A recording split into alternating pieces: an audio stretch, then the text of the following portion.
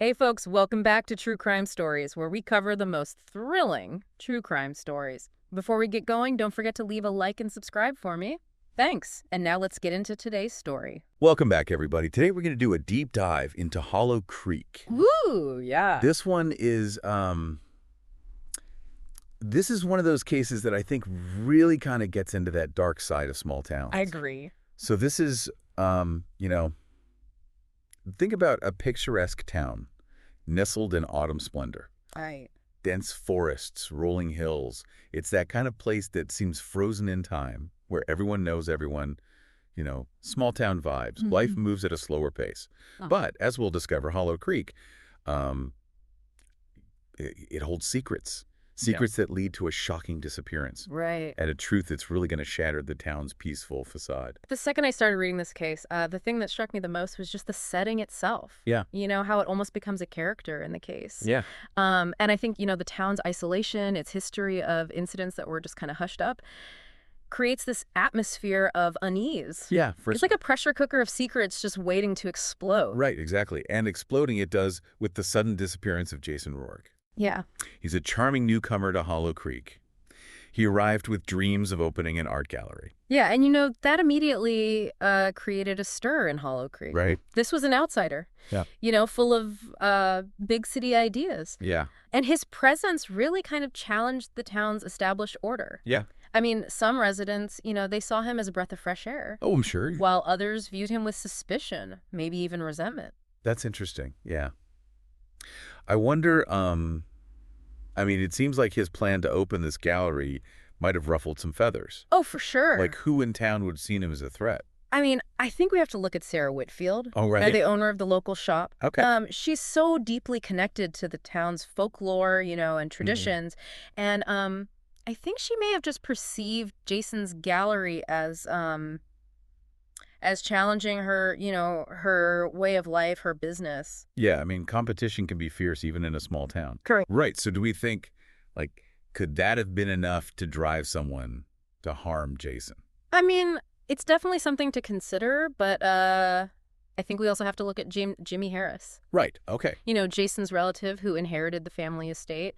There's a history between them. Okay. Bad blood, fueled by resentment, maybe even a sense of betrayal about that inheritance. So we've got Sarah, the shopkeeper, who maybe saw Jason as a threat to her business. We've got Jimmy, a resentful relative with a possible, financial motive. It's like a classic whodunit. Yeah. All these characters, the straight out of a mystery novel. I know. And don't forget about Deputy Luke Marston. Oh, right. He's tasked with finding Jason, but he's also navigating his own complicated feelings for Emily Dawson. Okay. Who is an investigative journalist returning to her hometown to uncover the truth. Oh, so there's a love triangle going on here. Okay. All right. Things are getting juicy. Yeah. Was there any indication that Luke, saw Jason as a rival, for Emily's affections? I mean, if we look at the source material, there are definitely hints of that. Okay. Luke's drawn to Emily, but he's a man of tradition. He's a product of Hollow Creek, Yeah. He's part of that ingrained social order. And Jason, with his charisma and outsider status, that might have been a threat to Luke's sense of belonging, Yeah. his place in the community. Okay, so things were already pretty intense in this town before Jason even got there. Oh, yeah, absolutely.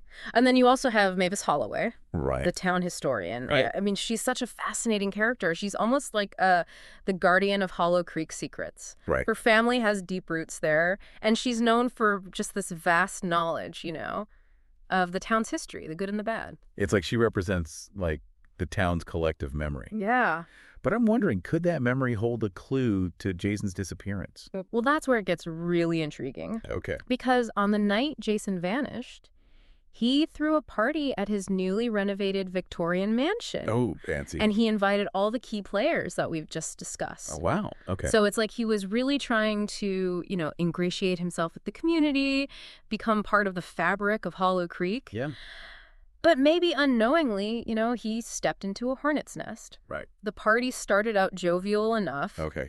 Jason was telling stories of his travels, his ambitions for the art gallery. Great. And then he showed everyone an old newspaper clipping about an unsolved murder that had happened in Hollow Creek decades ago. Ooh, that's creepy. Do we know why he brought that up? I mean, it's not entirely clear from the sources. Maybe he was just making conversation, Okay. trying to find common ground. Yeah. Or maybe he was drawn to the dark past of the town, Okay. sensing those hidden currents beneath the surface. Right. Or maybe he was trying to piece together the truth about this murder, Yeah. and in doing so stumbled upon something he shouldn't have. It's a possibility. But whatever his intention was, it seemed like showing that clipping, it cast a pall over the party. Oh, no. Like he'd stirred up something sinister that had been dormant for years. Yeah. And so Jason throws this party, shares this piece of Hollow Creek's dark history, and then he vanishes. Oh, gosh. That's right. Late that night, he steps out for some air, saying he needed to clear his head, tells his guests he'll be right back. But he never returns. Did anyone see him leave? There are conflicting accounts. Some say they saw him walking towards the woods, while others say he was last seen near the driveway, as if he was going to leave in his car. So we don't even know which way he went. Right. Okay, that's strange. What about his car? Was it still there? His car was found parked outside, keys in the ignition. There was no sign of a struggle. And fingerprint analysis, it only revealed Jason's prints. So it seems like he left willingly, but then something happened. Yes. Okay. So what were the initial, steps in the investigation? What did they do first? Well, Deputy Luke Morstan, he was the one who first went looking for Jason. Okay. He searched the mansion grounds, calling out his name into the darkness. Oh, wow. But there was no answer. Just the rustling of leaves. I bet the tension was, so thick you could cut it with a knife. Oh, yeah. And this growing sense of dread. Okay, so we have a charming newcomer, vanishes without a trace. Right. Town full of secrets, simmering resentments.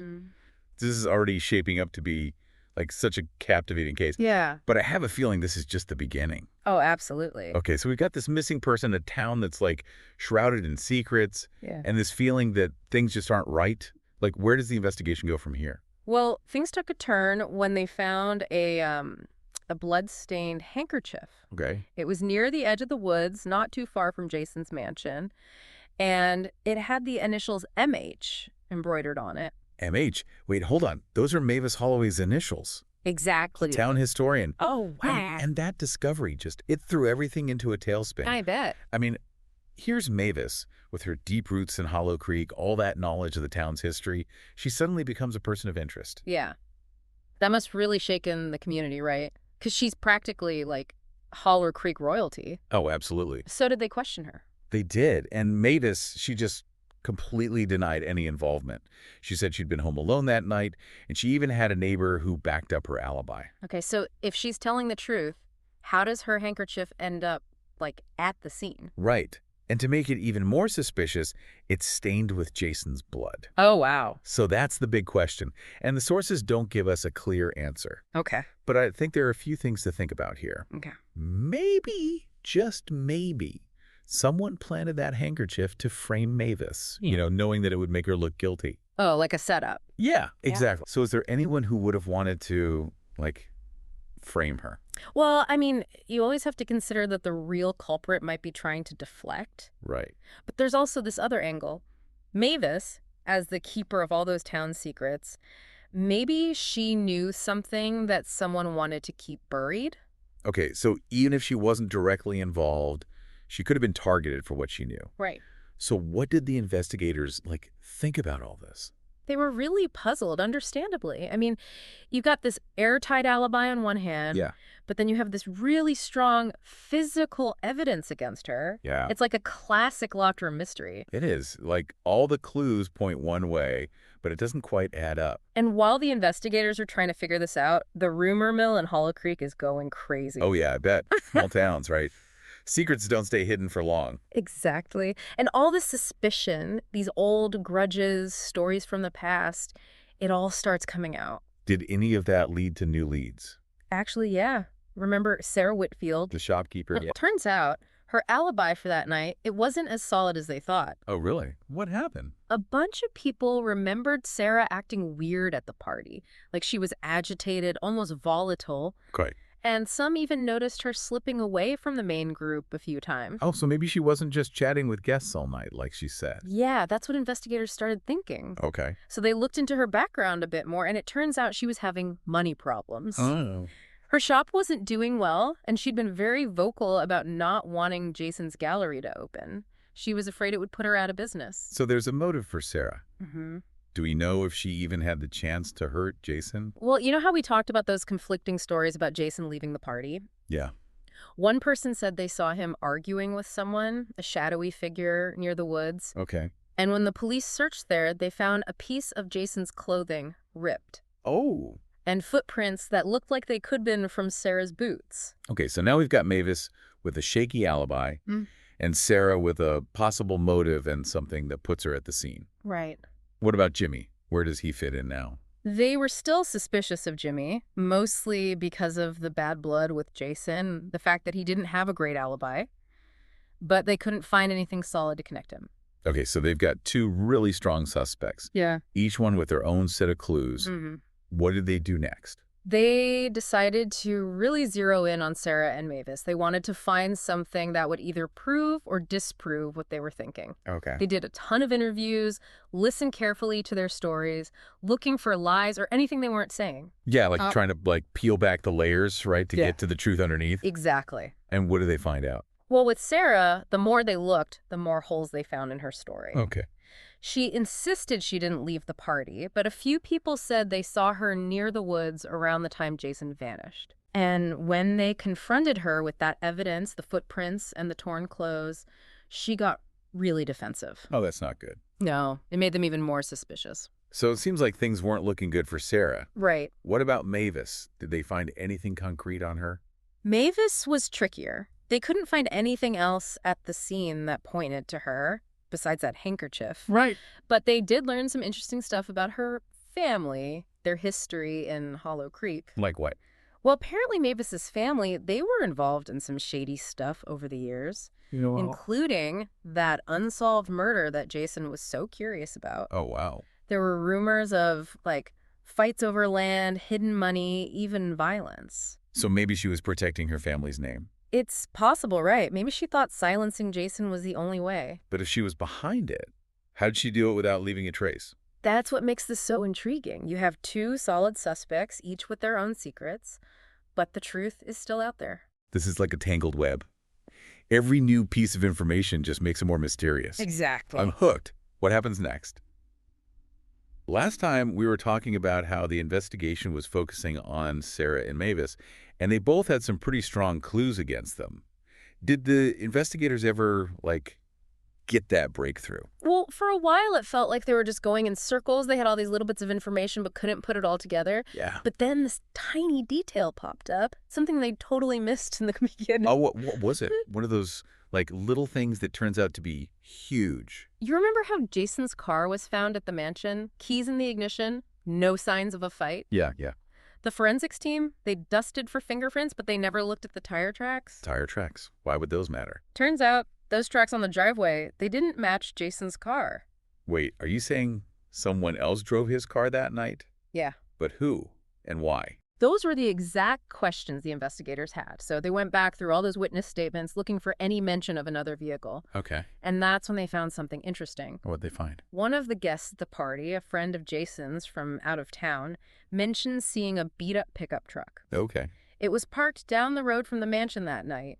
He didn't think anything of it at the time, but now it was a whole new lead. Okay, so someone parked their truck, walked up to the mansion, and then for some reason drove Jason's car away. Why not just take their own truck? That's the thing, right? It made them think that whoever drove Jason's car was trying to be sneaky, not leave any trace of their vehicle at the scene. Sounds planned out. Yep. Did they know who that truck belonged to? They did. The witness remembered seeing a young guy hanging around the truck. He had a very specific tattoo. Okay. And they showed him some pictures of people with similar tattoos, and he picked out Jimmy Harris. Wow, so Jimmy was involved the whole time. Yeah.